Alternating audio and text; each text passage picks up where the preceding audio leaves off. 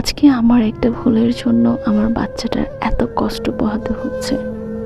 আমার এই আরিকা, ওকে আমি অনেক বেশি ভালোবাসি, কজ ও আমার ফার্স্ট বাচ্চা, আমার বাসায়ও আসে। ওকে আমরা খুব ভালোবাসি, বাট ও একটু অ্যাগ্রেসিভ থাকার কারণে আমি ওকে হ্যান্ডেল করতে পারি না, বাট ওর সাথে খুবই ফ্রেন্ডলি। গত 3 দিন যাবৎ আমি কি পরিমাণ ট্রমাটাইজ ছিলাম তা উপরওয়ালা ছাড়া কেউ বলতে পারবে না। সো আজকে ভাবলাম কিছু কথা আপনাদের সাথে শেয়ার করি। 31শে আগস্ট রাত 9টায় আমি নর্মালি আমার বেডে শুয়েছিলাম, আরিকাও আমার পাশেই শুয়েছিল।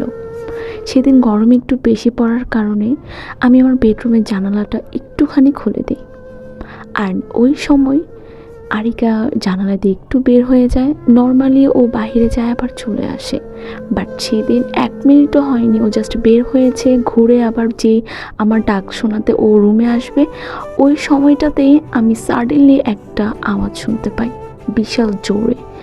তো আমার আর বোঝার বাকি রইল না যে আমার বাচ্চাটা পড়ে গিয়েছে। আমি আরিকা বলে একটা চিৎকার দিয়ে দৌড়িয়ে নিচে নেমে যাই। যাওয়ার পর দেখতে পাই আমার এই আরিকাটা আমার জন্য মেন গেটে দাঁড়িয়ে আছে। আমাকে দেখে বাচ্চাটা প্রথমে একটু ভয় পেয়ে যায়, একটা গাড়ির নিচে গিয়ে লুকায়।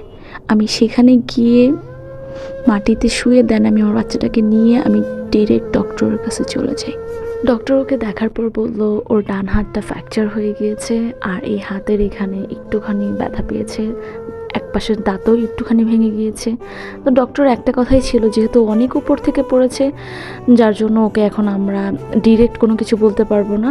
সো ও অনেকটাই রিস্কে আছে, আমরা ট্রিটমেন্ট আমাদের বেস্ট করে যাচ্ছি, বাট ওপর আল্লাহর কাছে দোয়া করেন যাতে সব কিছু পজিটিভ হয়। সো এখানে সে বলছিল যে 4 দিন ওকে অবজারভেশনে রাখবে, but end of the day অনেক বড় কিছু হয়ে যেতে পারে। যেটা শোনার পর আমার পুরো শরীর ঠান্ডা হয়ে গিয়েছে, আমি কান্না করে স্টার্ট করে দিয়েছি। আর ডক্টরকে বলছিলাম যে যেভাবে পারেন আমার বাচ্চাটাকে বাঁচাইতে হবে। তো আমি শুধু আল্লাহ আল্লাহ করছিলাম আমার বাচ্চাটা যেন বেঁচে যায়, ও যেন সুস্থ হয়ে আগের মতো আমার ঘরে আমাদের সাথে খেলাধুলা করে।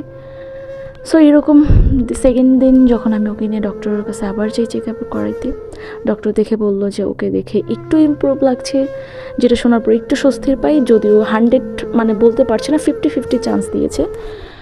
তো সব কিছু মিলে আমি খুব এক্সস্টেড ছিলাম।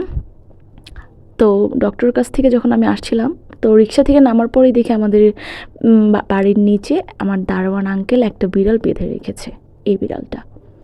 তো আমি যখন আঙ্কেলকে জিজ্ঞেস করলাম যে বিড়ালটা কার, তখন আঙ্কেল বলতেছে এটা তো আপনার বিড়াল, আপনার বিড়াল রুম থেকে বের হয়ে গিয়েছে, আপনি দেখলেন না? তো আমি না একটু শক ছিলাম যে আমার বাসায়ও যেহেতু আমার চিনিটাও সেম কালার, সেমই আমার কাছে লেগেছে তখন। তো আমি কোনো কিছু ডানে বামে না তাকে আমি বাচ্চাটাকে জড়াই ধরে আমার রুমে চলে আসি। আমার মাথায় একটা জিনিস কাজ করছিল যে আমি তো চিনিকে বেডরুমে রেখে গিয়েছিলাম, ও কীভাবে বের হইলো। তো আমি আবার এটাও ভাবছিলাম সামহাও মেবি ও হয়তো বা আমার চোখের পলকে বের হয়ে গিয়েছে, আমি হয়তো বা খেয়াল করতে পারিনি। আমি ডিরেক্ট এসে আমার বেডরুমের দরজা খোলার পর দেখতেই পাই যে চিনি আমার বেডে শুয়ে আছে। আমি তো লিটারেলি শক, জানলাম আমি কী করলাম, আমি কার বাচ্চা নিয়ে আসলাম, চিনি তো আমার বেডে আছে। এখন নতুন করে আবার ওকে নিয়ে টেনশন যে এখন ওর ওনারের কাছে আমরা কিভাবে সেফলিভাবে হ্যান্ড ওভার করতে পারবো, যেহেতু আমরা চিনি না, জানি না যে কোথা থেকে এসেছে বা কার হতে পারে। তো আমার কাছে মনে হচ্ছিলো একটা জিনিস, বাচ্চাকে দেখে খুবই হেলদি লাগছিল মাশাল্লাহ, আর অনেক সুন্দর ছিল। যে ওর ওনারটার না জানি কী অবস্থা আছে। আমরা মানে 2 দিন যাবৎ পুরো পাগলের মতো হয়ে খুঁজছিলাম, সব ক্যাট মানে গ্রুপগুলোতে আমরা পোস্ট করেছি, অবশ্যই আমাদের সাথে যেন তারা যোগাযোগ করে। বাট আমরা অনেক মানুষের কাছে দেখতে পাই সবাই বলতেছে এটা আমার, এটা আমার, বাট একটা বিড়ালকে আমরা এতজন মানুষকে কিভাবে দেব? আর আমরা চাচ্ছি যে ওর অরিজিনাল প্যারেন্টসের কাছেই আমরা ওকে ব্যাক করতে। সো গতকালকে গিয়ে সকালে আমি রোহকে একটু আর্লি ঘুম থেকে উঠায় বলি যে প্লিজ একটু যাও না, আমাদের পাশের গলিতে একটুখানি তুমি খুঁজে আসো, লাগলে তুমি আমাকে নিয়ে চলো। আমরা একটু কষ্ট করি যে প্রত্যেকটা বাড়ি দারোয়ানকে যে আমরা একটু জিজ্ঞাসা করি যে এরকম কারো বিড়াল হারানো গেছে কিনা। সো রোহন সেমভাবে ঘুম থেকে উঠে চলে যায়।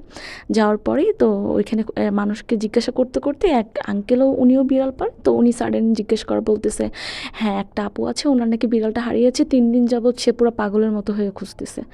অ্যান্ড রোহান যখন আমাকে বললো যে আমি ওনারকে পেয়েছি, মানে থাকে না একটা জিনিস যে এত পরিমাণ আমি শিভার করতেছিলাম, লাইক সিরিয়াসলি আমরা কি আর সত্যিই পেয়েছি ওনারকে।